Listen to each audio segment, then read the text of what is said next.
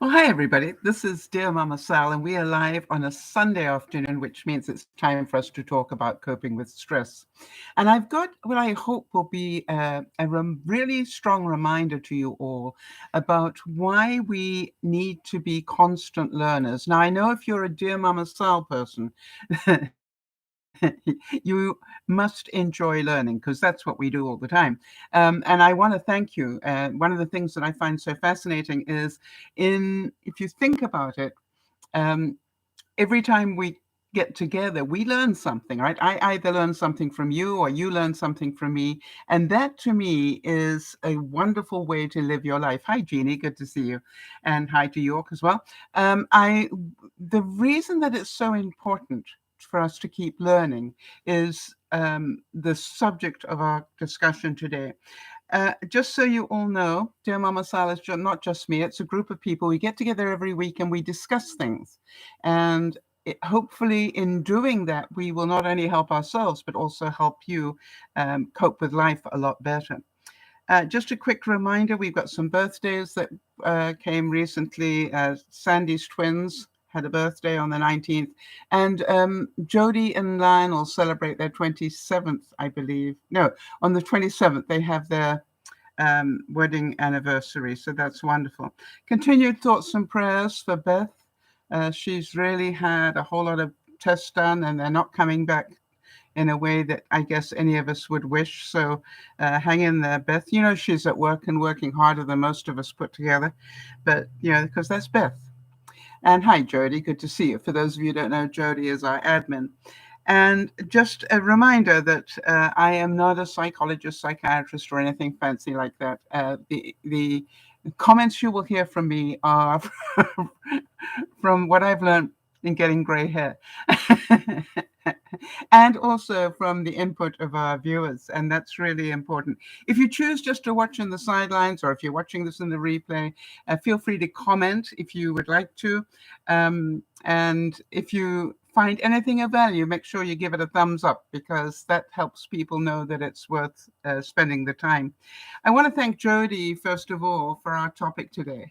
And I just wanted to say that it is because of viewers recommending topics that, you know, it just makes life so much more fun. You know, I don't have to keep thinking, what shall I do today? Or, you know, next week or whatever. Oh, Jeannie's saying she saw the new Downton Abbey movie. Good for you. Yeah, I'm sure it's wonderful. And I'm glad you enjoyed it. It's always nice to get somebody that has a recommendation. I can't see how it wouldn't be wonderful, you know, with that cast in it, and they're all so good together, and we're so used to seeing them all together, right? So why do you think, and that's my question of you, why do you think that learning is good for your mental health? And have any of you had experience of that? Because if you think about it, when we think about learning, we think about school. And I'm not talking about studying for exams and stress-related stuff like that. About being an adult and choosing to continue to learn. The whole, you know, it's a very different thing. This is not about getting that piece of paper. This is about, I want to learn something new, or I want to challenge myself. I've always wanted to do hedge cutting. Let me find out how to do it. And when you think about it, in this day and age, we don't even have to sign up for a course, do we? And we just have to go on the internet. And whether we're visual learners, in which case we can watch YouTube, or if we're written learners, we can see the written version. I want to tell you something. It is so important. Yes, Jeannie's saying, I never want to stop learning. I love finding out things. And that's what I'm saying. You know, I think pretty much without doubt, every one of my Dear Mama Sal viewers, somebody, you know, the regular ones, is somebody who likes to learn. And I was thinking about, you know, how much I have learned in the years of doing Dear Mama Sal, and I'll talk about that. Jody says it takes our mind off our problems, focusing on learning something of our choosing. Yes, and I will talk about that. You know, it's a great way to refocus your mind. If you're dealing with illness, if you're dealing with pain, if you're dealing with sadness, a great way to refocus your brain so you don't get sucked in. You know, that terrible feeling. and, just get into that pity party thing. If you want to snap out of it, go study something, right? By watching, think about something that you want to learn how to do. And as you know, I'm a great believer in routines, all right? The way that I keep my house fairly tidy, the way that I keep my house fairly clean is about routines. But I think if you're a DearMamaSal viewer, you obviously know I spend the next part of my day experimenting. And, that's my learning, all right? I'm constantly trying to find out something. And to me, it's what keeps me healthy. And when you think about it, we can choose to waste our time on social media, or we can use it in a way that benefits our mental health. So let's talk a bit more about that. It is said, people engaged in learning report feeling better about themselves and have a greater ability to cope with stress, as well as feeling more self-confident, with more hope and purpose. Now, why not? Jodie is, I think, a prime example, all right? Because she decides the way she's going to cope with the illnesses that she's dealing with is she is going to continue to cook, even though she has limited mobility because of her um, arthritis and everything. She's doing everything she possibly can to keep cooking and coming up with new meals to give her husband Lionel. Now, Lionel ends up helping her on a lot of it because she doesn't have the physical strength or the dexterity anymore to be able to do all the things. But the main thing is just researching what she wants to cook, you understand, is great use of her brain. Now, in my case, I only have a couple of cells in there. So to me, I totally get it. However, if you don't like cooking, what about going online and visiting a museum? All right, and learn something about art. All right, because you can go online these days and do a tour of a famous museum and learn all about the paintings that they've got there. When you think about it, there's so many things. Jeannie's saying, I have to say, I'm sick of seeing actresses in bikinis online. I have better things to look at. Yes, and that's what I really want you to understand. Use your online time to feed your brain, not to numb it. I really have to say I'm getting very tired of what I call the clickbait. Do you know what I mean by that? Where it says has some really red hot title that makes you want to click on it. That's called clickbait. And when you get to it, it's you have to go through 25 screens before you find the point that they were trying to make. I really don't like that. And so if I've clicked more than 2 screens and I haven't got the answer, I go off it. Then I just go, this is just clickbait. So I'm not gonna. I haven't got the patience for that. And then sometimes I'll just go and Google it separately. The other thing is, maybe subscribe. I was quite surprised. I was doing some research not so long ago about something, and I ended up with something on the Smithsonian or can't remember where. No, Harvard. I I actually clicked on something, a transcript out of Harvard, and I ended up on a mailing list, and so they kept sending me material about this subject. And I'm going, I'm busy getting information from Harvard for free. I don't know about you. And, there's so many educational organizations online these days that are just giving everything, the whole of the curriculum away for free. If you bother to hunt it down, you will find it. So the quote I have is never stop growing. All right. It's our brain cells will continue to function and work well if we continue to challenge it. All right. And you will know that they've got a lot of the online games where they're saying, doctors are saying that if you're over 60, you should be playing this game for at least 10 minutes a day. Well, it's not altogether untrue. All right. Anything you do that makes your brain think and, um, you know, work. If you use it, you won't lose it nearly as quickly. All right.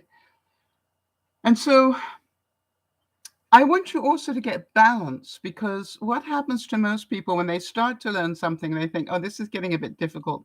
I don't want to do this anymore. Well, I saw a quote and it said, in all your struggles, you are still learning and you are still growing. And I'm going to give you examples of where I tried to learn something and struggled, but I don't quit. You guys know that about me. It's like, okay, this didn't work. Let me try another way. And I'll talk to you about that. But maybe it's not about a craft or whatever. Maybe, you've got something that's broken and you'd like to learn how to fix it. It's going to be more and more important as times get more difficult that we learn how to reuse and fix things. And so from that perspective, maybe you start learning a new skill like that, because not only if you can learn the skill, not only do you learn how to fix it for yourself, you help your neighbors as well. I was quite amazed. I had a friend of mine who was a lawyer. Like, that job isn't stressful enough. Do you know what he did for stress release and for to help him just calm down when he got home? He'd go into his man cave and he would fix people's computers for them for free.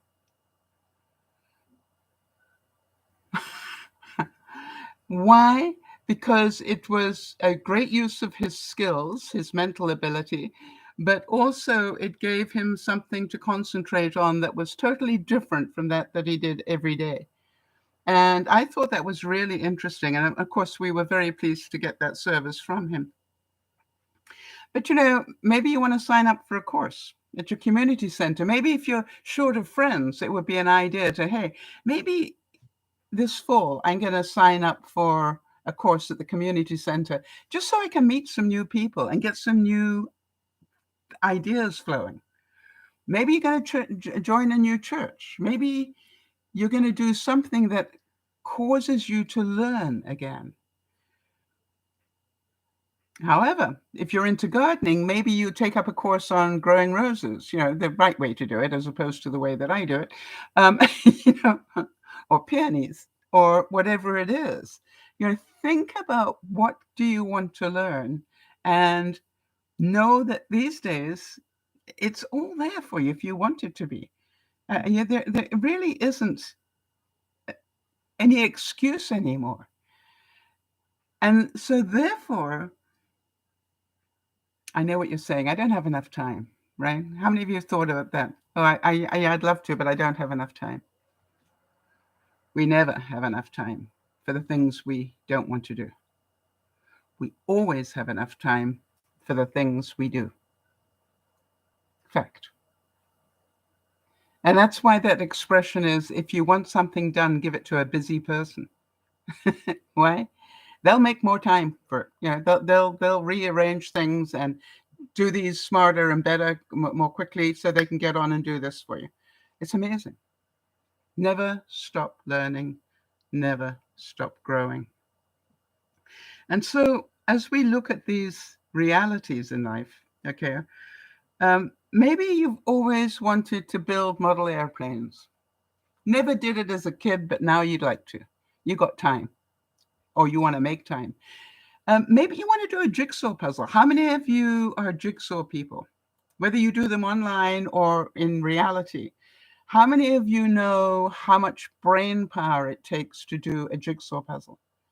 You are constantly going, no, that's the wrong color red. It is red, but it's the wrong color red for what I want. Or that's the wrong shape for what, your mind is constantly, working when it's doing something in that sort of way. But maybe you want to learn how to make something. Oh, there you go. Lionel loves jigsaw puzzles. Yeah. And does he do them online, or does he do them, hard copy stuff? My neighbors constantly all year round have a jigsaw puzzle going. All right. And whenever they've got 10 minutes, they go and sit down and, with their coffee and do a jigsaw puzzle together. And they do the sort of anything from about 5 to 750 piece like ones. Yeah, Jeannie's saying 500 pieces is my limit. I am not great at it. You don't have to be great at it. It's about what is it doing for your brain? And also, what is it doing for your mental health? You understand the reason these things are good for you is they slow your mind down. Your mind can only concentrate on one thing at a time. So if you're holding that piece and you're trying to work out if that's the right color red or that is the right shape, you understand it's not thinking about the tests that you had done last week, that you're waiting for results on or whatever. Um, so therefore, it's much healthier for your brain. Okay, interesting. Jody said it frustrates me too much to enjoy it. I'm more of a word puzzle sort of person. Yes. So no, but you know something?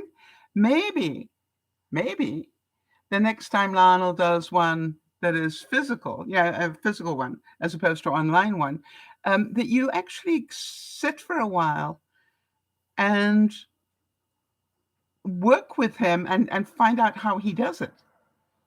All right. And if you think about it, Jody, why does it frustrate you so much? Because you're a perfectionist. And I've been sitting here for 5 minutes and I still haven't found the piece. Right? Where's the fun in that? All right. So achievement, if you're an achievement person, then don't see it as achievement, see it as practice in patience. Because that's what it is, sometimes the answers don't come as quickly as we would like them to. I like this quote. It said, life is not about who you once were. It's about who you are now and who you have the potential to be. Yeah, Jody's saying about the jigsaw puzzle. Yep, that's it exactly. I've been here for 5 whole minutes and it's not done. I know you will, Jody. But what I would recommend, Jody, instead of all the word games at night, maybe take a jigsaw puzzle program because you can decide how many pieces are in it. All right. And start on the easy one so you get into the mentality. And then slowly work your way to more and more difficult in as much as, there are more pieces to it. I do a lot of online puzzles just to calm me down if I'm stressed in any way. And I will normally for that I will put it at about 180 pieces, somewhere around there, 200, somewhere in there. But even that's quite a lot of work. It would be a good thing for you to do, Jody. It'll slow your mind down. Worth trying anyway. And some of you might even want to learn how to fix your car. I don't know. And that's not a man thing. Plenty of women do that. So, Jody, perhaps you could give us some input. I know that you spend a lot of your insomnia time, hunting down recipes from around the world. Can you tell me what you feel while you're doing that research? What happens to you? What emotions do you feel? And does it, why you must get a really good benefit from it because you spend a lot of time doing it.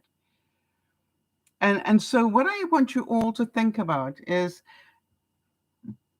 you can choose to research stuff that is, how many Hollywood stars are still married to their husband or whatever, or you can research something that's going to benefit your life. And I'm going to give you some examples of things that we've done. So while Jody's typing away, I'd like to also compliment Jody's always challenging herself. She has pretty limited mobility, getting better because she's working her muscles more. But she is constantly working crafts and cooking and doing things like that. And for that reason, she will cope with her different diagnoses a lot better right? Because she's not spending the whole time dealing with illness. She's spending quality time dealing with achievement and, oh, that looks like fun, or, oh, just on something completely different. Or that would be good for my body. Look how much I have learned this year and over the last couple of years, and most of it from Jody, about nutrition. All right, so Jody's saying when she's busy researching menus from around the world, she said, I feel calm, interested, focused, and accomplished, as I tend to read a few recipes for the same dish, and then I rewrite it to combine the ingredients list and techniques needed to finish the dish. So you write your own version of what you've seen 3 or 4 people do. And Jody's saying cooking is what makes me tick. Yeah. Now, I want to tell you something. I didn't know that was true of me until I started doing DearMamaSal. Okay. Those Friday night cook-ups we do. No, I actually am wrong there. I didn't know that until I met Yvonne, and I started to feed them. Yvonne was my tenant, along with Wade. They were my tenants for 20 years. And, I just, every Sunday I would, cook for them because they did things to help me in the garden. And when I needed help upstairs or something, they always were there for me. So what I did is I made it a thing that once a week we'd get together for a family meal. And almost every single week of the year, we did that. Obviously, there were some weeks where we had other commitments, but it was amazing. And we had time to sit and talk about stuff. It was good time.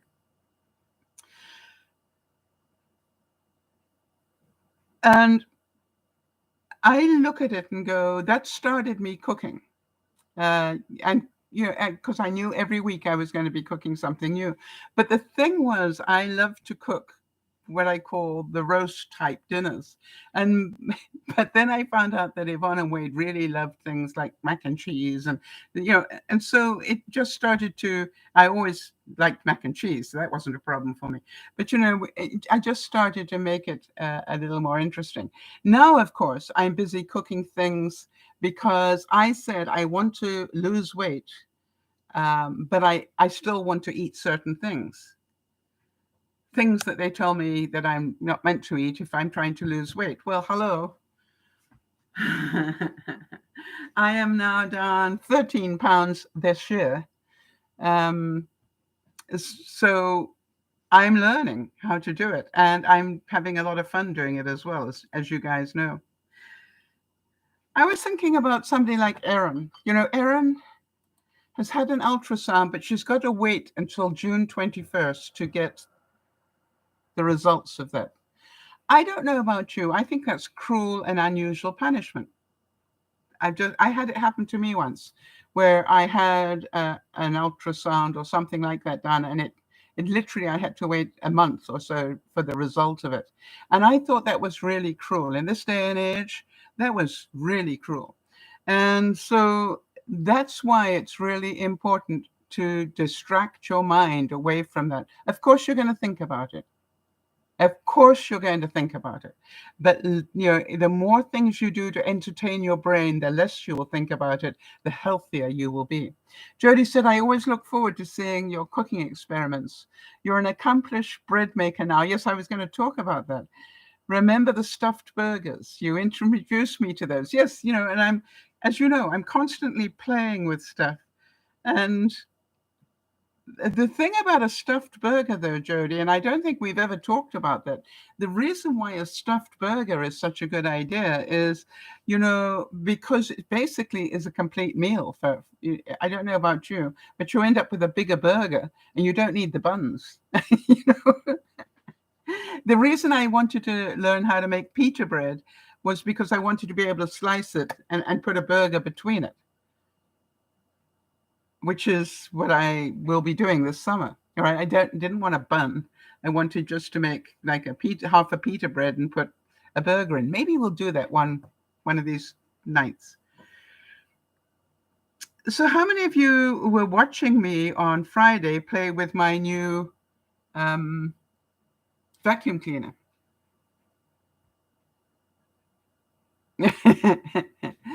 Oh, all right. So Jodie's saying also the best Yorkshire pudding I've ever seen. That's not always easy.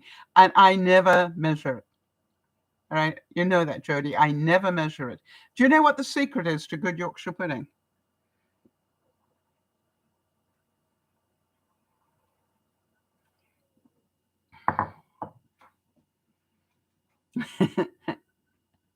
It's funny. I always remember because my mum used to say it while she was making Yorkshire pudding, which is one egg or 1 cup of flour for every person. All right. And then 1 egg for every person plus 1 for the pot. So if you're making Yorkshire pudding for 4 people, you're probably going to need 4 cups of flour. You're also going to need 5 eggs, right? 1 egg for each person and then 1 more for the pot.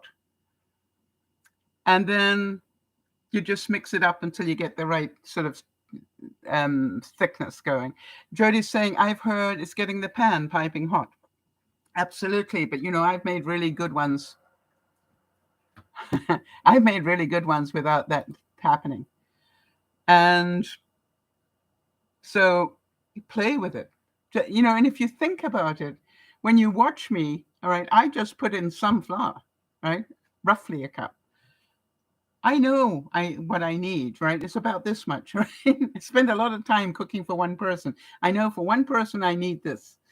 And so to me, it's a very easy thing. And I've learned that over time. So here's the next one. So I want to talk about the new vacuum cleaner. For those of you who watched me on Friday, and by the way, I'd like to apologize for not being able to do the Friday evening broadcast.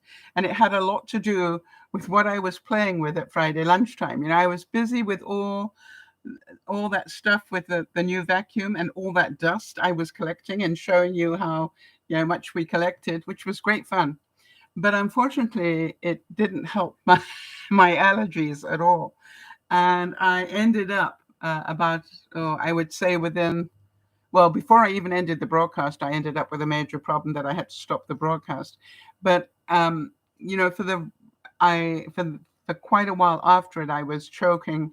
And then I decided I'm going to have a nap. And I had a nap and I woke up and I was not good at all. And you know me, I broadcast through a lot of stuff, but I was not good. And I went, no, I need to cancel the broadcast. I'm not going to be able to talk for a couple of hours like this. Just no way. How about this? A mind stretched to a new experience can never go back to its old dimensions. All right. Once you've learned, Jodie, 1 egg per person plus 1 for the pot, you'll never forget it. Right? It's just like, why didn't anybody tell me that? And you don't cook it in a pot, but you understand it's about the mentality. 1 egg per person plus 1 for the pot. And you will end up with high-rising Yorkshire pudding. So what I found with the vacuum, just unpacking these things. How many of you have unpacked anything recently, a gizmo? Right, just unpacking it is a major mental challenge. Right? And when I unpacked mine, I was pretty careful about putting everything out so I knew what I'd got. And then I noticed in the instructions, which I actually started to read, which is unusual for me, I'm changing, but it said it had a hose. And I'm going, there wasn't a hose in the packaging. This is after I went back and double checked all the packaging. And then I got hold of the manufacturer and found out, no, that model I have doesn't come with a hose. So I went, sure. But again, using your mind, right? And going back and rechecking, it's all good for the mind. And then, of course, I started to put it to the test. And what I've noticed is my house is probably cleaner than it's been in a year or more. And it's such fun. Now, we know that'll probably wear off. But right now, I'm thoroughly enjoying it, but I'm also disgusted at how much dust I am finding. Does that make sense? Sorry, I've got an issue because my tablet's not doing what I need it to do. Hold on a second.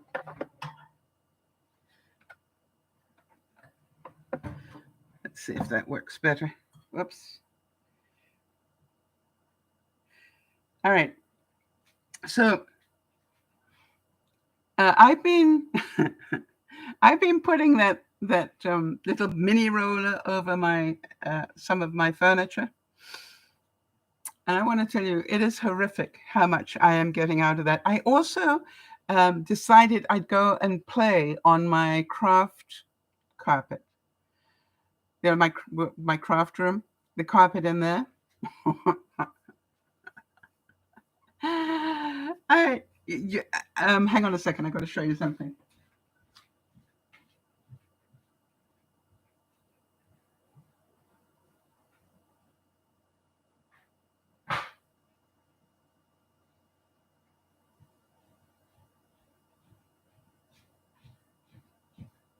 And it's important to show you. If you look at it, you see this blue ring here? When I had the mini roller, it's about that big, you know, where it's just a brush. When I put that onto my craft carpet, it came up red. And so literally I moved it about an inch and it came up red. So I just kept going where it was until it all turned blue. And then I come back a bit. I cannot tell you. You know what I was pulling out of there? Talcum powder. Now, I use talcum powder when I've got carpets that need to be refreshed. I don't buy the stuff. I just use, you know, cheap talcum powder and put that down, and it does the same trick. But you'll be amazed how much is coming out of the carpet. And also glitter. I found glitter. Yep. That's what I wanted it for, something strong enough to pull up glitter. Very, very important. But how many of you also know that in everything that you learn, everything's easy to do once you know how to do it. But as Jody was talking about, what about the frustration when it doesn't go the way you want it to? Do you have the patience, Jody, to say, it takes as long as it takes? All right. Now, Jody will tell you, because I was discussing it with her, one of the things that this thing has is a mobile app. So you can be sitting in the lounge and check how the battery is doing. You know, is the battery fully charged? Right. So you can see here. Hang on a second. Okay, this has got the lights here. It's all full of lights and bells and whistles and stuff. But, you know, you don't have to get up and go and see, is it fully charged? You can just check it on your app and it'll tell you how charged it. Yeah. But, you know, I need the exercise, quite honestly. But I've tried 4 times now to connect it to the internet. And for some reason, it's not doing well. We know it's user error. I understand that. Somewhere or another, I am reading the instructions and doing what it's telling me to do, but it's not working. So I'm glad to say that Dougie's coming to visit me tomorrow. And what I will do is let him read the instructions and do it and see if he can get it to connect. Make sense? It's like maybe it'll be different when he does it. Whatever it takes. And then, if necessary, I will phone the manufacturer and literally get them to talk me through it to see where I'm going wrong. Right. And Jody's saying, I'm never patient enough to work on my patience. Yeah. Right. And to me, it's a really, I think it's a quality to have patience. All right. And I'm going to talk a bit about that in a second, Jody. So how many of you think I will eventually find out how to connect this to the internet? Right? The fact I can't do it in a heartbeat doesn't stop me. It just goes, okay, don't know how to do it yet. So it's a very important part of learning, right? Learning isn't just about succeeding. Learning is about, Jody's saying, I'd put my money on it, right? So you think about it, your 2 times table, when you started to go 2 2s are 4, 3 2s are 6, you know, how many times did you have to repeat that till you got it in your head? Did you get it immediately, Jody?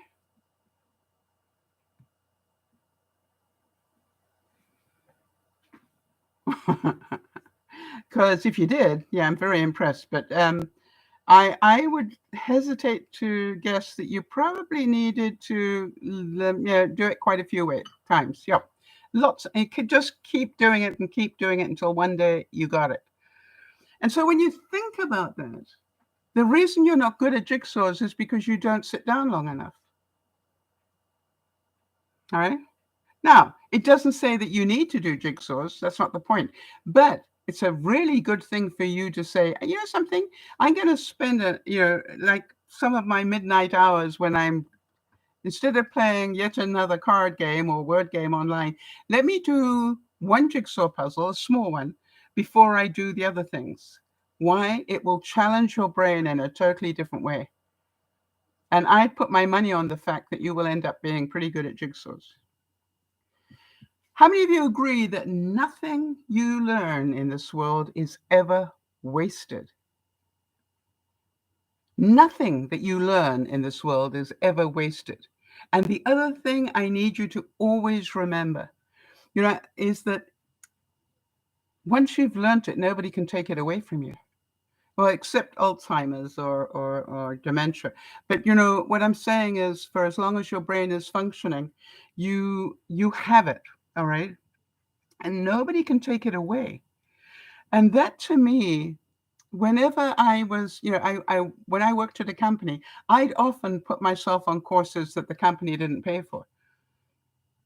And in fact, I can remember doing one course and I was the only person in the room to pay for their own course. Everybody else was there because the company paid for them. And the prof who was running the course said to the rest of the people, watch out for this one. By the way, I was the only woman. Because in those days, women didn't get to do courses like that. And he said, watch out for this one.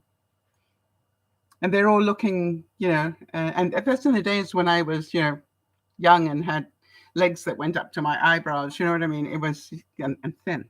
And, I can remember him saying that. And I remember him saying, be very careful of her.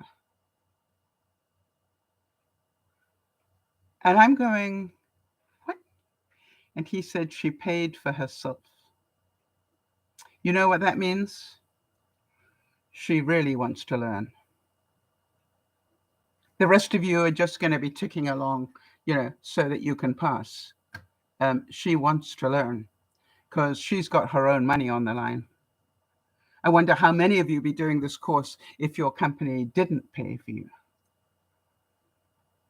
But I want to warn you, she will be a force to reckon with because she's not going to waste her money. And he said, but I want to warn you of something else. Because she's a woman, be prepared. She will question a lot. It'll be so boring for us all. And I'm thinking, this guy didn't read Dale Carnegie, that's for sure. And I'm going, really, what?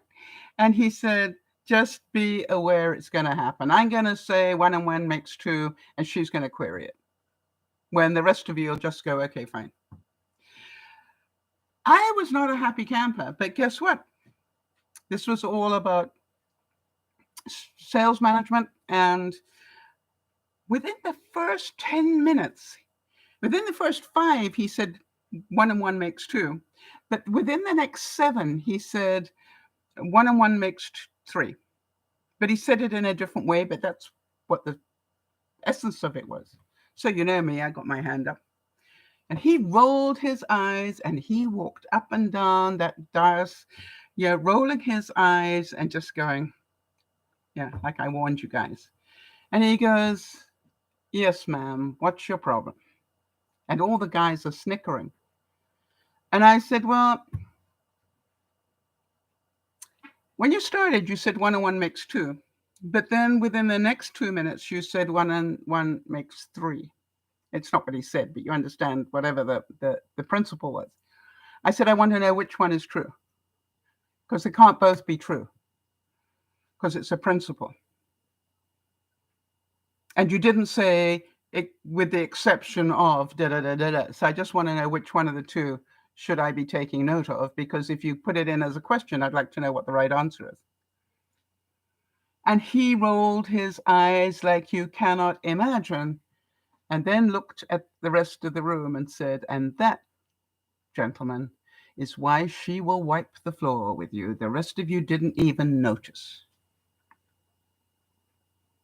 Right.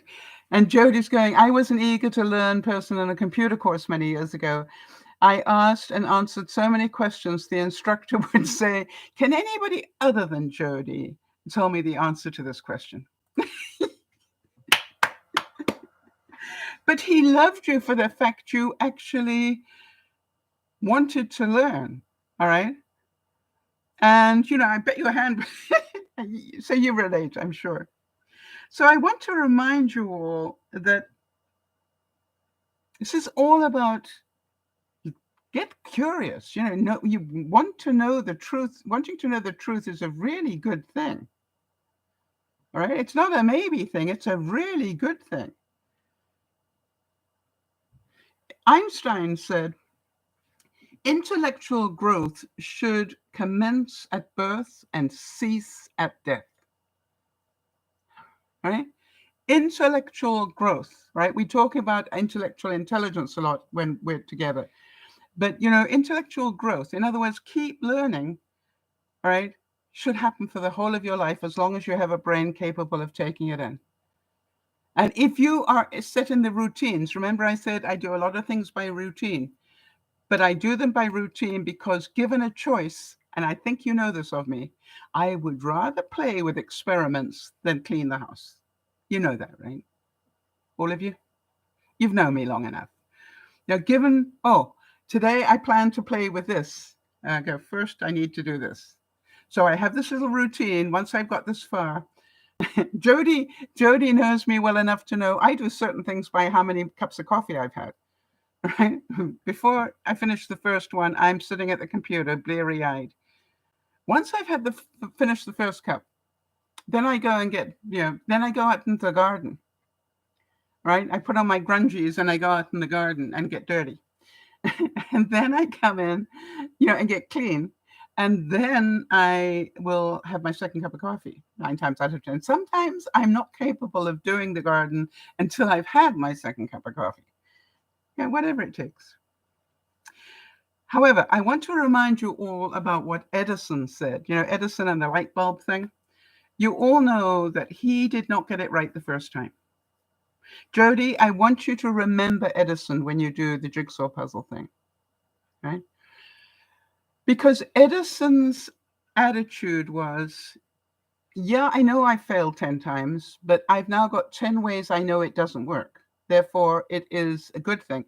So if you've picked up 10 pieces and they don't fit, those 10 are not part of your problem. You're lessening the amount that you need to check. Does that make sense? And that is what Edison did. But here's the thing. Talk about patience.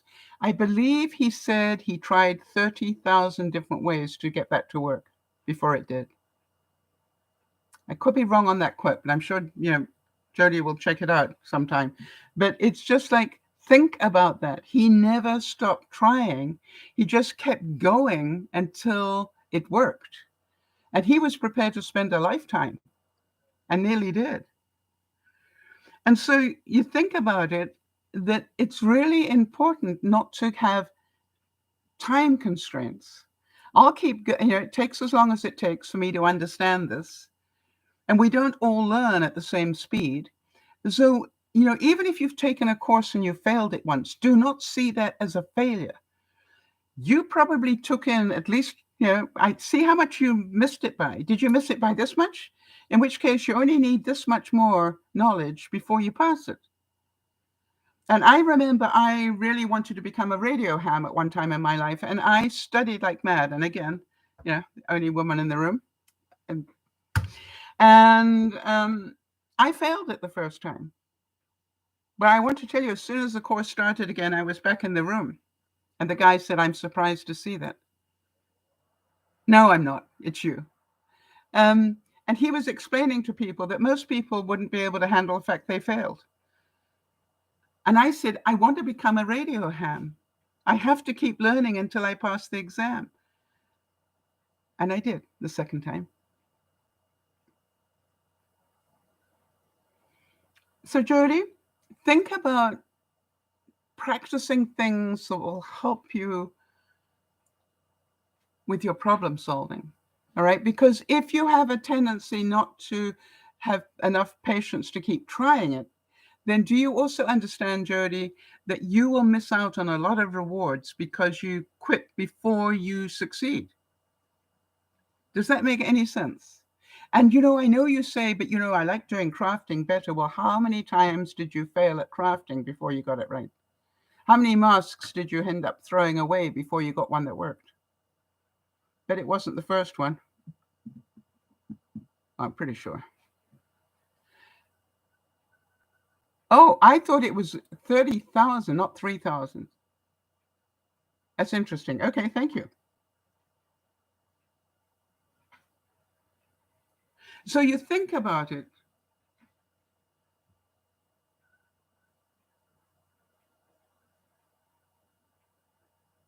When you think about it, the reason Edison succeeded was he had a passion to get the results. All right? He didn't quit until he got it right. And that is a mentality that we all can do with, especially if times are about to get really tough. That it's okay for it to take time. I'm just not going to quit until I've got it right. All right. Maybe you need to learn how to make clothes. Maybe will need to learn how to do with a lot less food and so forth. And I know a lot of you have been practicing those things already. How many of you are a little scared right now about something called the monkeypox? I mean, hello. We're only just sort of dealing with the pandemic, and now we've got monkeypox. I mean, what's coming down the pike? Who knows? But we need to learn that this could be our new reality. And if it is, coping and lowering our stress levels is going to be more and more important in my view. Motivation is knowing you are learning, growing, and succeeding towards your desired outcome while sustaining a positive momentum. All right, Jody. So even if you spend 5 whole minutes, at a jigsaw and don't get a piece in, this is about, hey, I concentrated for 5 minutes. Now let me see if I can do 6 or 7. Work your way up. See how long you can concentrate for. It will use different cells in your brain. Am I making sense in this, Jody? So you will be forcing regeneration of certain cells that you don't normally use, because if you can't do it immediately, you stop and go back to the stuff it already knows. Challenge that brain of yours. You've got a great brain. Very creative. All right, good. So let me give you an example of where I challenged my brain in this learning process thing. I now live in a house that is half the size of the one I had before. And even though I downsized for a year, I've still got twice as much as I need. So the obvious thing that everybody around me says is we all have houses with crawl spaces underneath. So everybody says to me, yeah, just put them in bins and put them in the crawl space. Well, I've got a 29-foot covered deck. Okay. Never mind the house. I've got a 29-foot covered deck. That's quite a lot of space. Agreed? And what my neighbors were saying that have also got decks, we put all that sort of stuff under the deck. But I'm going, yeah, but then you have to crawl in there to get things. Now, you know me, I'm not going to be crawling in there with the dust bunnies and other critters that might be in there. So I went, no, that's not of interest to me. So I walk away. But what do I know? My goal is to get boxes or bins under the deck in a way that works for me. All right, any suggestions? It's got 3 different entrances, one at this end, one about halfway down, and one at this end. This entrance to the, this door here at the front, I can't use because it's got lots of wood in there. When I say wood, from woodworking wood in there. All right, Jody's saying, I challenge myself so much more since I met you. You have inspired me not to settle. And that's why I'm able to walk more than I have been able to do in years. Yeah, because I push you, whether you like it or not. All right? So if you didn't want to crawl under there, but you needed to get boxes under there, what do you think would work? Let's see if you came up with the same solution that I did. Well, I think I've come up with a solution. I'll let you know next on Friday. What do you think? Anybody got a suggestion? And I started off going, maybe I need bins that will roll. I did get that far. All right, that I can push in. And I'm going, yes, but if I put too many of those bins in, eventually I'm going to have to crawl in to get the first one out. Makes sense? So that doesn't work. But wheels is a good idea. And then I thought about, what if I had, what I could do, let's presume that I had boxes on wheels like this. I would have to join this box to this box to this box and pull it out from this end. Makes sense? If they didn't reach that center one, I could probably get, if they went down far enough, I could probably get the end one from the center point. But I'm thinking, that's going to be very difficult. But I said, but the thinking is right. So then I use a magic wand. And the magic wand is, I literally want to be able to open up the thing and pull something, and all of the boxes come out. And then the next time I gave it some thought, I went, wait a minute, I don't have to put the boxes on wheels. What if I put the boxes on platforms with wheels, so that I can join this platform to this platform to this platform, and then a string out here that I can pull the whole train. Am I making sense? So then the next time I visit it, I'm going, let me see what I can find online. Yeah, like a rope, Jeannie. So hold on a second.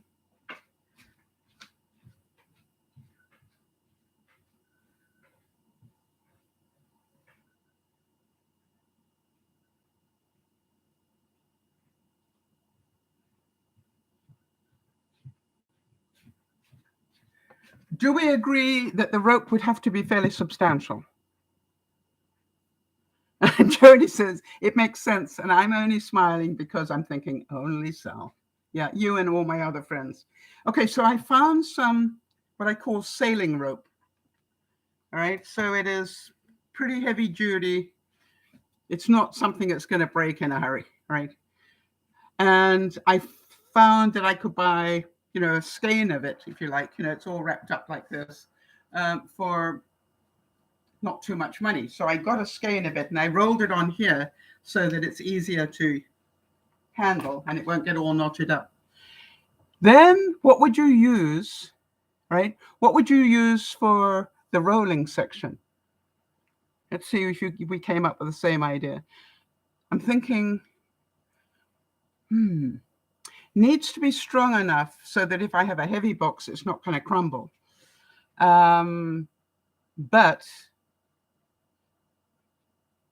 we don't want it too big, because if it's big, then it won't have enough room to get through the small opening. And gave it a lot of thought. This took months of planning for me, because I didn't work on it every day. I just went back to it every now and then. Look what I found.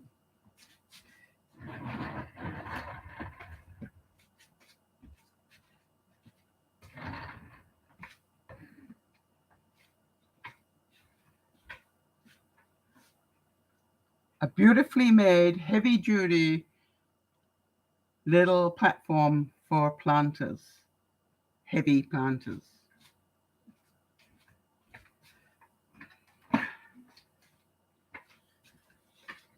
Nice and strong. Yeah, nice. I thought so too when I saw it, right? Nice and strong, well made. Could I have made it myself? Yes, if I could get to my tools, I probably could have done it.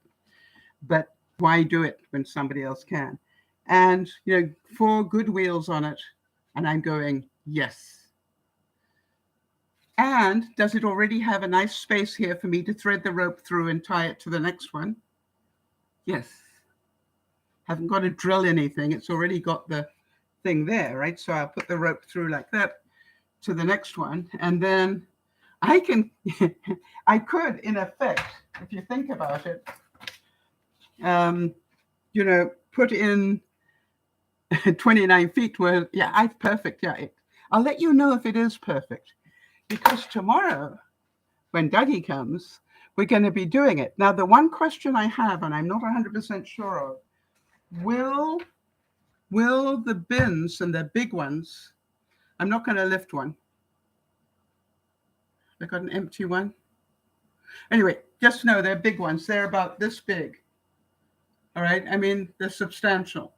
But will I need to have the bin Velcroed to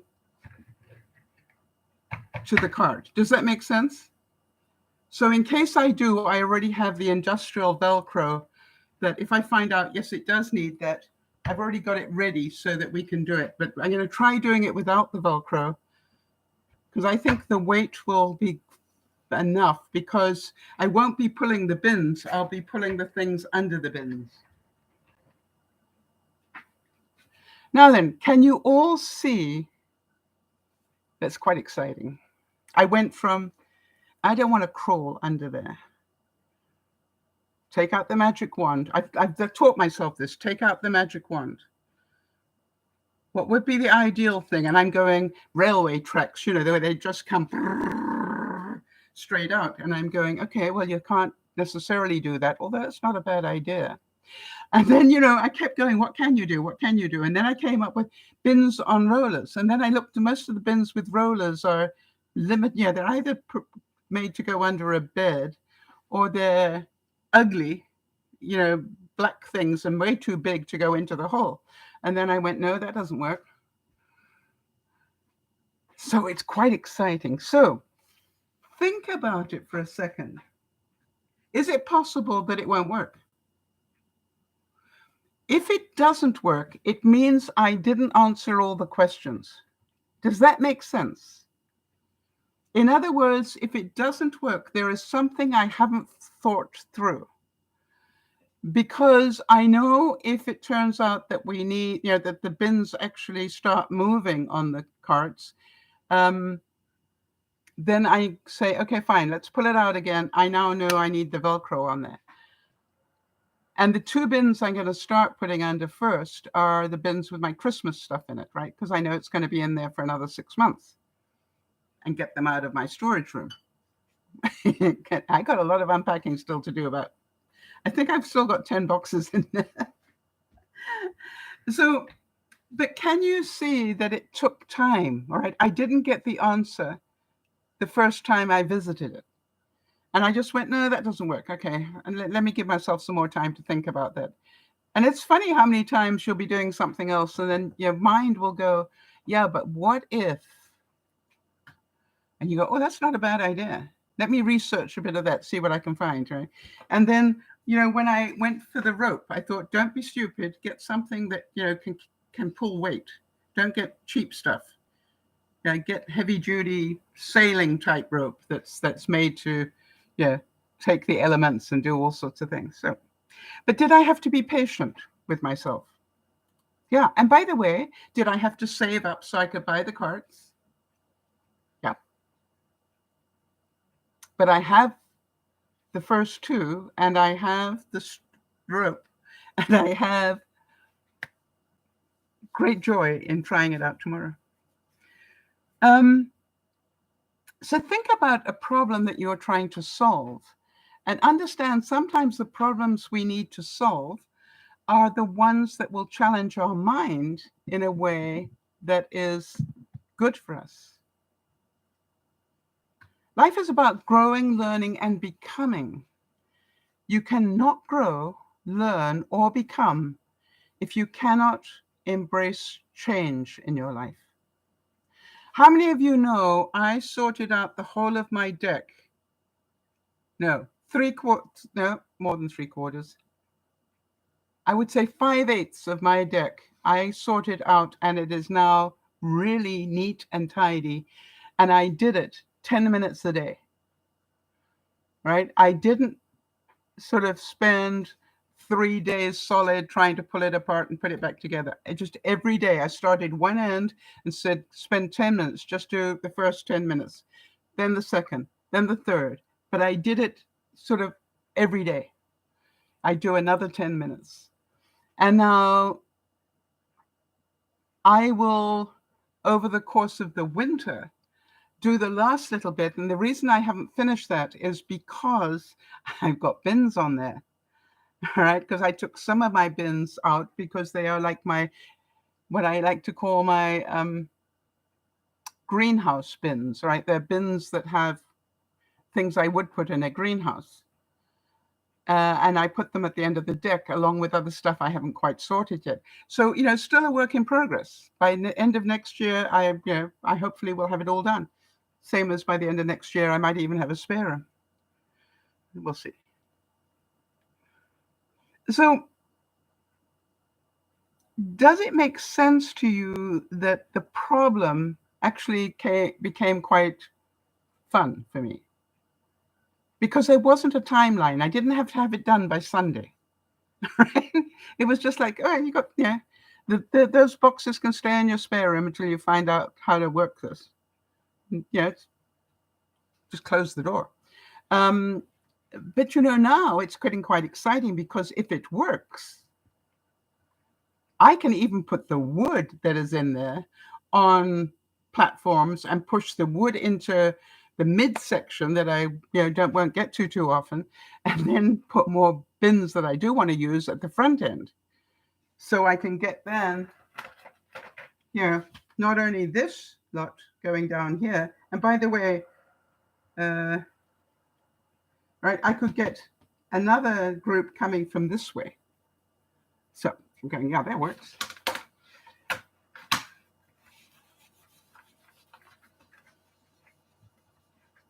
So I enjoy challenging my mind. All right. And I understand that I don't always have all the answers. But, they always say you're about 5 people away from the answer you want, right? Somebody knows somebody who knows how to fix that problem. So don't quit. How many of you know that I put I put in a wall-to-wall shower in my bathroom? So, and at the end of my bathroom, there are 2 solid pieces of glass that enclose the whole of the width of my bathroom, and there is a shower in there. How many of you going, how do you keep it clean? Anybody? Have any of you not done, glass doors to your shower, or you rather deal with a fabric one? But I want to tell you, I had stayed at enough hotels to know it was possible to get them clean, and it was possible to keep them clean. Why? Because every time I went to a hotel, an upmarket hotel, they had totally enclosed glass showers and there wasn't a spot on them. So what do I know? It's possible to do, and it's possible to do fairly quickly because housekeeping in that hotel and every other hotel at that level are doing them every day, and the shower glass is spotless. Do you get my thinking? Therefore, they're doing something that we don't do.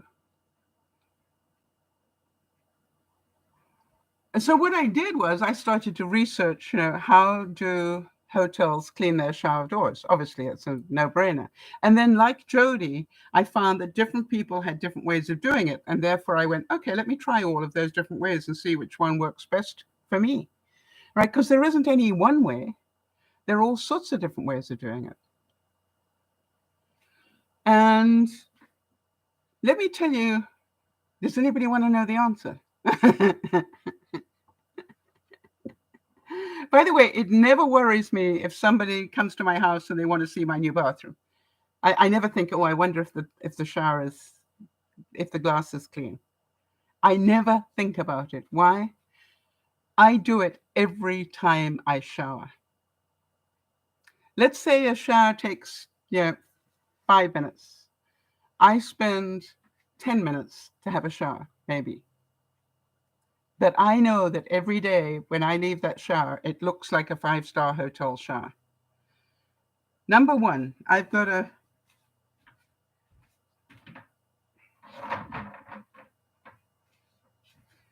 one of these in there, right? Kitchen type appliance, right? So I can scrub the glass. Oh, did I mention the fact I have hard water here? And you know that just leaves mineral deposits everywhere, right? So number one, I have one of these. So while I'm showering, funnily enough, I clean myself and then I start cleaning my shower. I'm still with the water running because it's so relaxing, isn't it? It's a terrible waste of water, so never mind. Anyway, so I scrub it, right? I scrub the glass in case it's got some deposit on there I don't know about. And this has got a little bit of soap in there so that I'm getting most of it off.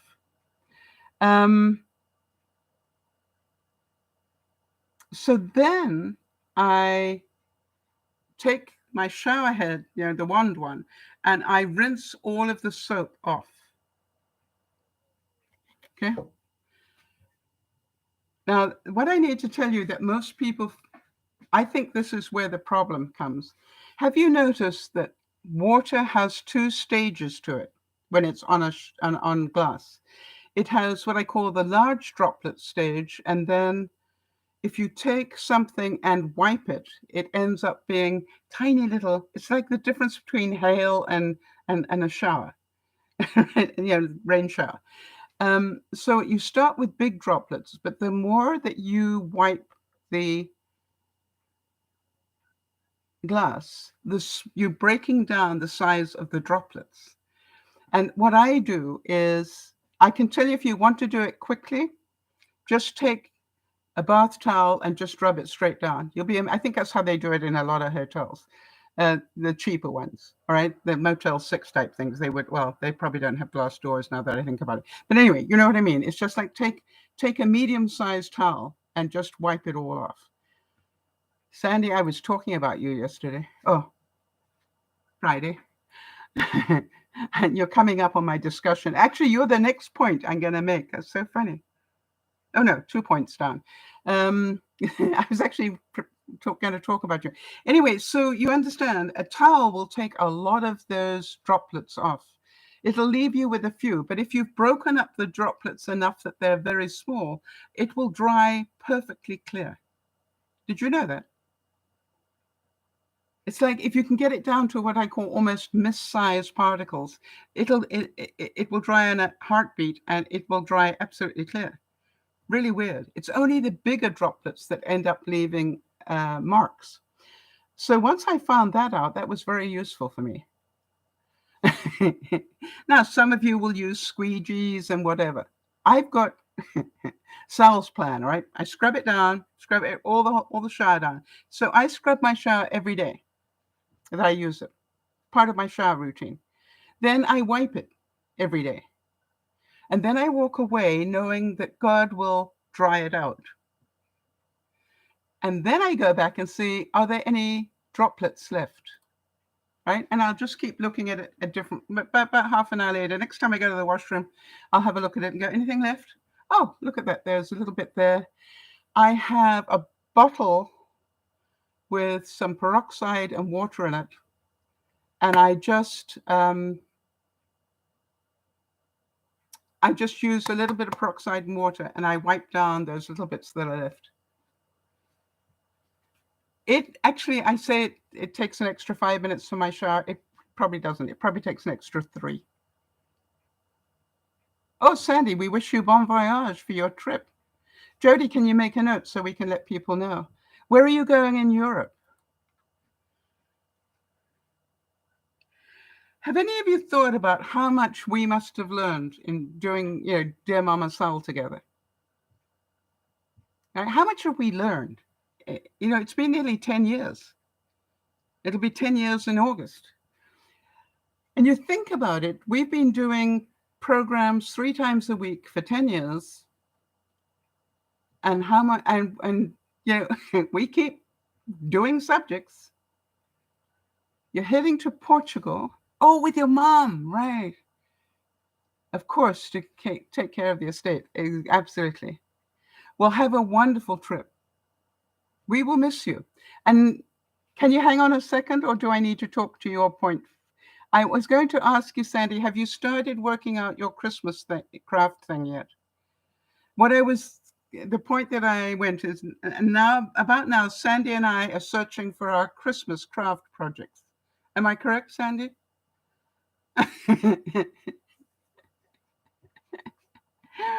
Sandy and I go about this about the same way. So I just, it was funny. I found myself looking through stuff this week, and I'm going, I wonder if Sandy's doing the same thing.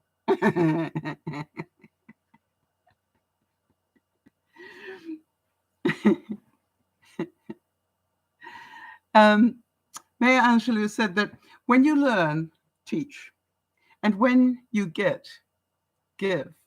How many of you you went over and above last Christmas? Okay. That is awesome. All right, I'm busy looking for cards at the moment. So now we know that I've got that problem underway. So exciting to know if it works tomorrow. And by the way, I have a couple of hours of Dougie's time tomorrow. So I've got a list going of what's important to me for him to help me with. But I've also thought through all the bits of each of those things and thought, what can I have ready so I don't waste his time? Does that make sense? So this is about, if I've only got this slot of time, I want to get as much done as possible. And the way that I can do it is by having all the bits that he might call for ready for him. Wow, everybody got something embroidered and a sublimated mug. That is incredible. All right, so the answer is you haven't started for this yet. Excuse me. All right. So how many of you over the last couple of years have watched me play with growing things? All right.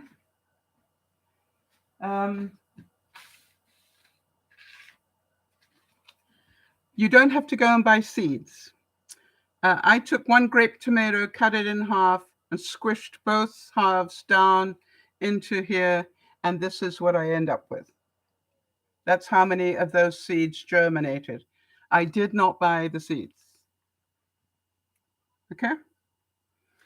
And obviously they're going to be transplanted, and then we're going to wait and see if they grow. I may or may not get tomatoes off them. I don't know.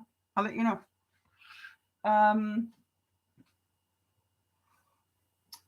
You all know that this is a piece of celery. You all know that I put my celery onto a piece of face cloth that is hung into the water here, so it keeps, the face cloth will keep sucking up the water. And look what's happening. All right.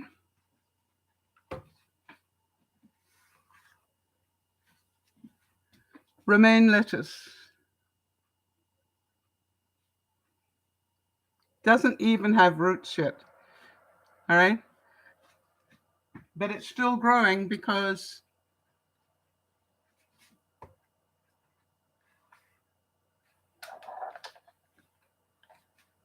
with this system, one bunch of chives lasts me a full season. I used to buy a bunch of chives every month. Now I buy once a season, and actually I've got a whole lot in my garden now. Why? Because when I think they've just about had it, I'll go and plant them in the garden, and some of them continue to grow. So I give them away to people. I actually pop them into something and give them away.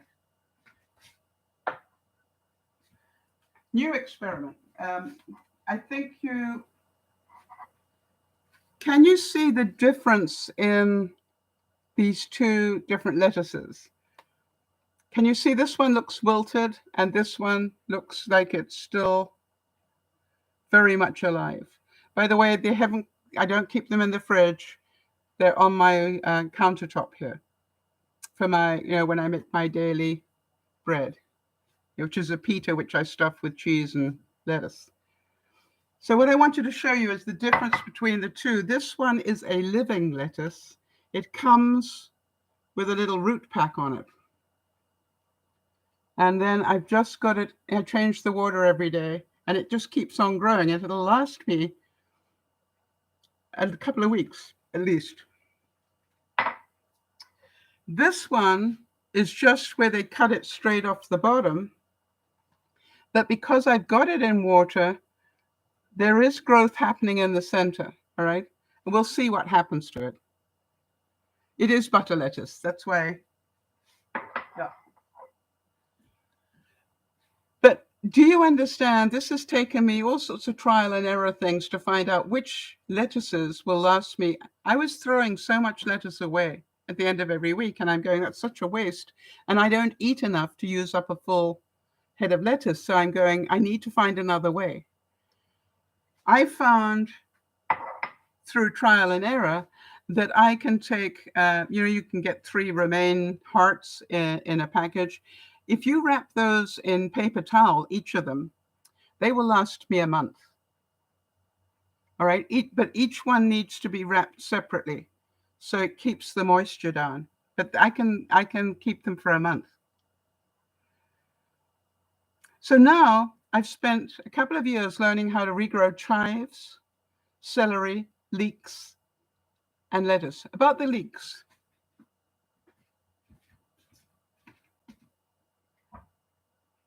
Oh, yeah. Okay. Here's a little leek. And you can see it's just starting to grow. I've got, just wrap them in paper towel. Yeah, Sandy. Or any material, something that will absorb, any cotton material, right? Something that will absorb the moisture. I've got 6 of them growing in my garden now. How many of you know I'm far enough, and they came up, 4 of them came up on their own from last year. All right. So by next year, I won't have to buy leeks. I think I will be able to rotate them enough. I'll see how many I need to not have to buy them. But it is amazing. But you understand how this works, right? So all the time that it's a piece of face cloth that I push down into here, and then so the actual. So see the new little roots it's growing? It's been in there for about 3 days and it's already growing roots like that. Think about how many times I messed it up and failed, but now it's working. All right. I kept trying until I found a way that worked. And that is what is good for your brain. And so I found that last year, people commented a lot on, I had some big, I think it's called lettuce, big purple polka type flowers. All right. Came up tall and vibrant purple, almost like purple reeds is what they look like. And at the end of the season, I noticed that they started to get what I call fluffy bits that look like seeds. Hang on.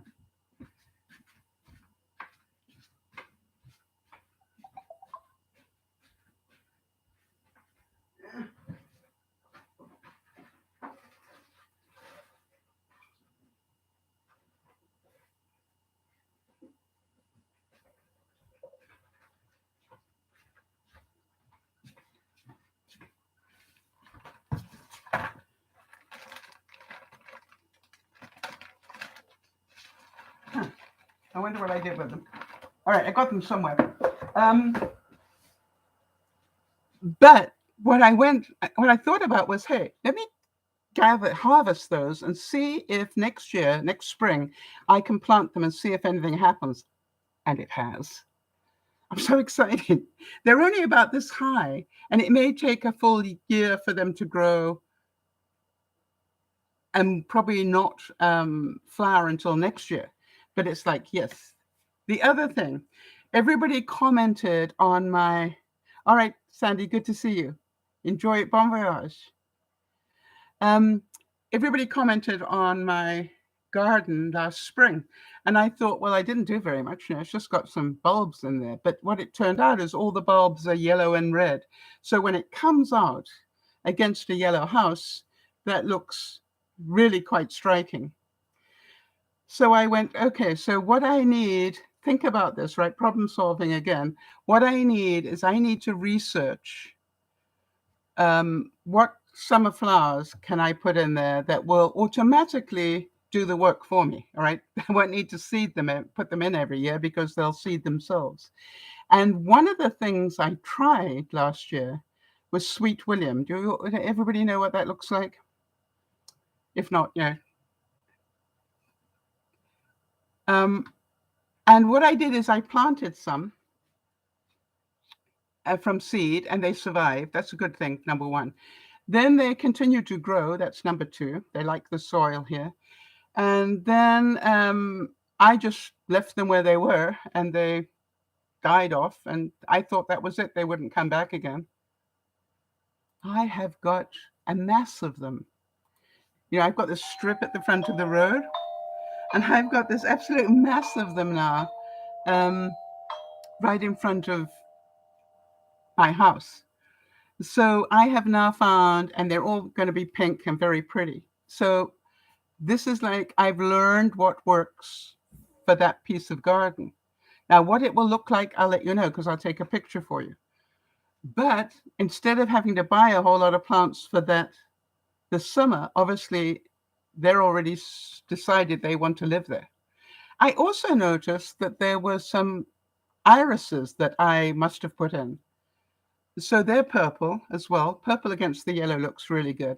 So I've got this pink and purple display that's going to go on. And then I did buy a couple of more. I did buy a couple more tiger lily bulbs because I love tiger lilies. It reminds me of Africa. Jeannie's asking, do they repel bugs? I don't know. I have no idea. Are you talking about the Sweet William? Or the purple poker things? I can tell you what they're called now because I've got my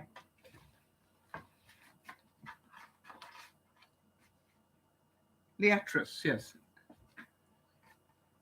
They look like this, except mine are really deep purple. Really nice.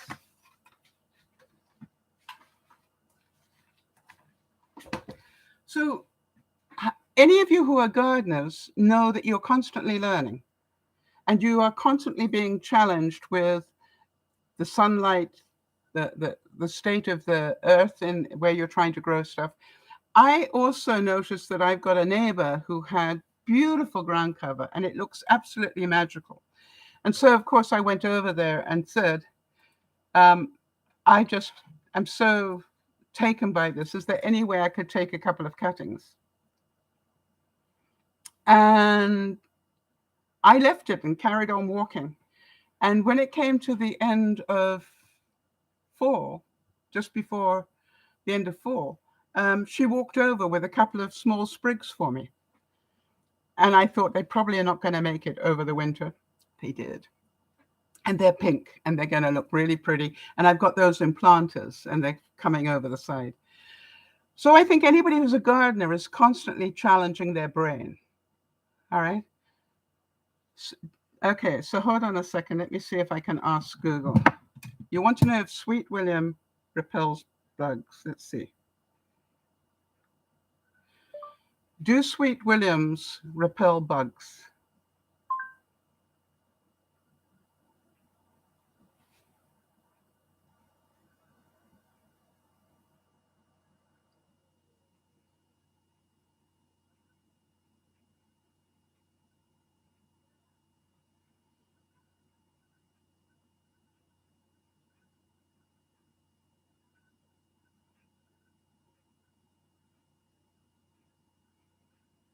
It says it does have a few pests and diseases. The best way to keep it healthy is to give it good growing conditions.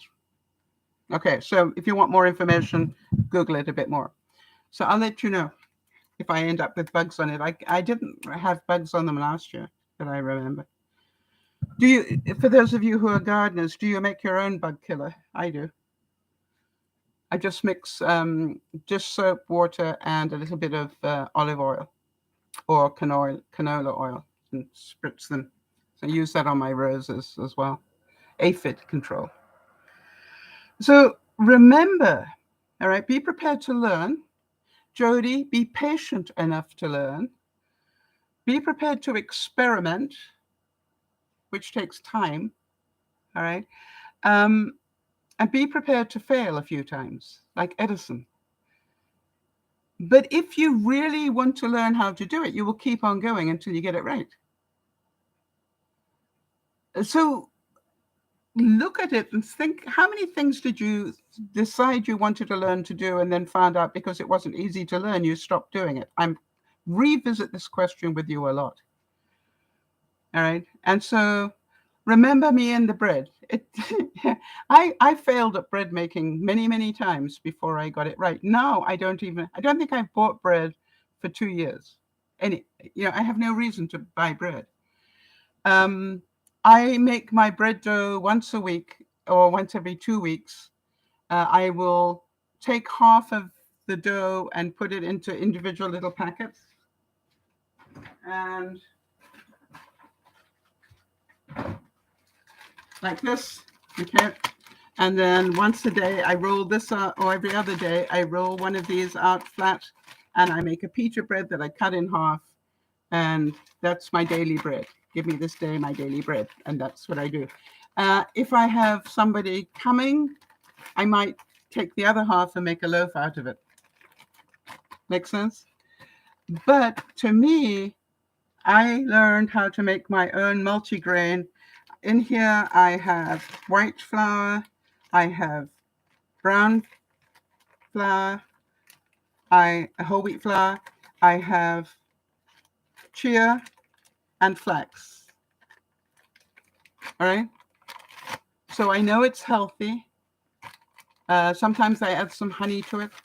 And oatmeal. Right. And I don't even have to think anymore. I just tuck it in. I know, set Nigel the Ninja going. Oh yeah, that looks good. No, it needs a bit more flour. Yeah, whatever. I know what it needs to look like. I've done it enough. So it's very exciting. And if I go to visit somebody for a meal, I'll take some fresh bread with me. Jody's saying, I've spent a lot of time with my seam zipper, learning sewing projects. Yes, it's part of learning is getting it wrong. But it's like your 2 times table. If you get it wrong enough times, eventually it works. So would you agree that in this day and age with the internet, there is nothing beyond our ability to learn? All right. Everything is online, whether it's a skill, whether it's a course. You got free academies, where you can go and take a course for free from anywhere in the world. All right. So here's my whole point about this. If you are feeling down, or you're having a pity party, or you're feeling that your illness, whatever it might be, is getting you down, don't waste your time with clickbait on the internet. All right. Don't waste your time seeing who's marrying who, or how many couples stay together for how long, or whatever. Say to yourself, I'm going to use that time to better myself. I'm going to ignore, if I spend more than 2 pages on it, then it's enough, right? I'm going to spend my time better. My time is very precious, but I'm going to spend it better. I'm going to spend it expanding my mind and keeping my brain cells working. If you do that, you are less likely to have mental health issues. Right? If you have enough mental ability to say, stop watching this or stop playing this game, and educate your mind on something that you want to learn, you will have better mental health. If you cannot turn it off, now think about that as well. You're right. How many of you found that you start doing something like that, and the next thing you know, 4 hours has gone by, and you haven't gone to sleep yet? That means that you're not in the present. You're letting the the the visual control your mind. Do it the way that I did the deck. All right. Say, I'm going to give myself 10 minutes a day or an hour a day, whatever it is you decide. All right. And I'm going to learn something new. Even if it takes me the rest of my life, I want to learn how to do whatever. And like me playing with my new vacuum thing. All right. It's fun to use something new. All right. It's like it makes cleaning fun again. So when I look at it, it has been, and not only did I manage to get it for free because I bought it with my credit card points, but also my house is going to be that much cleaner because of it. So think about where you're spending your time online. I found myself yesterday. I play a couple of games online, and I noticed that I am on the leagues. They automatically, if you're any good at it, they put you in a league. And of course, then you start finding out, well, I found out that I started in this one league and I was number 32. And so, I played all evening until I was up in the top 10. Did I gain anything from that? Well, yeah, I probably lowered my blood pressure a bit. But really, I didn't even watch anything on streaming. And think about that. How many hours do you waste watching streaming? Or are you multitasking? I'm trying to teach myself that I can stream, but I also will prepare a video, a broadcast, or I will, do other things while I am streaming.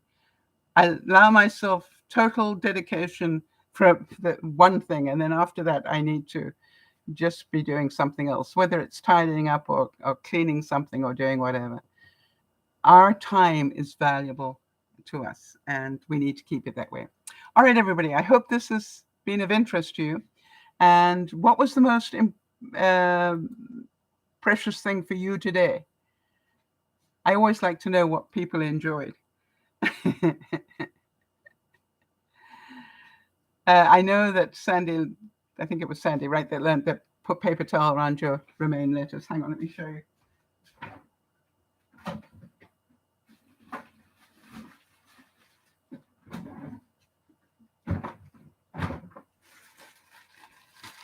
So I have that,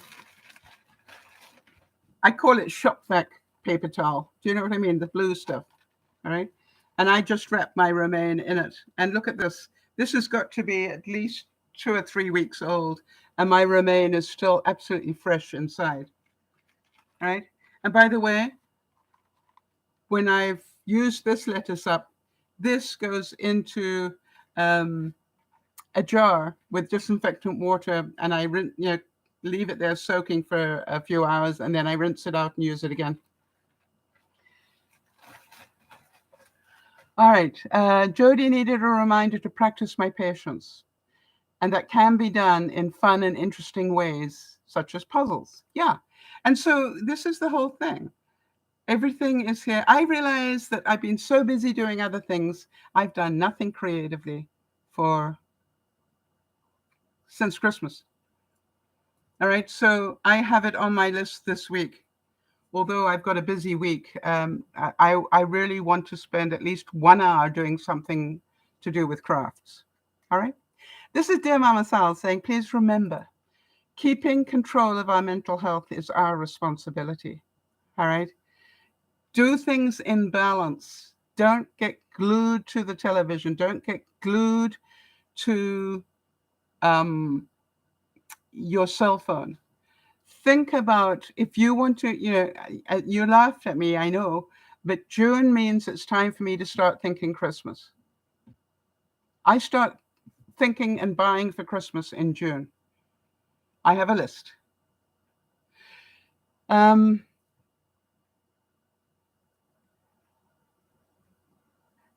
Jeannie is asking about suffering from allergies. I want to tell you, I've had a horrific time, as you know, plus I had an allergy to medication. Luckily, my doctor told me I could stop taking the medication. It'll be replaced probably by Tuesday. It's a holiday tomorrow. And I stopped taking it on Thursday. Jody, just for the record, touch wood, I have not choked today so far. I choked a couple of times last night, but today I did cough a little bit, but that's when I was emptying the dustpan on my, the dust collector thing. And I knew what that was about. So that wasn't the allergy, that was dust. So I'm very, very much relieved about that. This is DearMamaSal saying, I love you dearly. Jody, thank you so much for being there. Oh, that's so cute. Jeannie's saying all your planting is creative. Yes, it does satisfy that part of me. So all of you, keep control. If this whole economy gets worse, if we end up with monkeypox all over the place, all these terrible things that could happen, the most important thing is that we continue to cope. All right. And the way we cope with it all is to make sure we don't get overwhelmed with it. And the way we don't get overwhelmed is we are able to take our mind away from it. And most of us had to learn this the hard way and we had to learn it because we got sick or we had a fire or whatever. But it's amazing. I'm certain Jeannie will agree with me with fire, a major fire where you suddenly, 1 minute you have everything and the next minute the fire got to it. It's amazing what it teaches you about the value of things. And so, Jody, you look at health and then illness, all right? And I am certain that dealing with illness has taught you so much. So all of you, we can do this together, and let's hope that we all continue to do it together. This is DearMamaSal saying, let's keep coping with the stress. Thanks for your help. Bye-bye for now.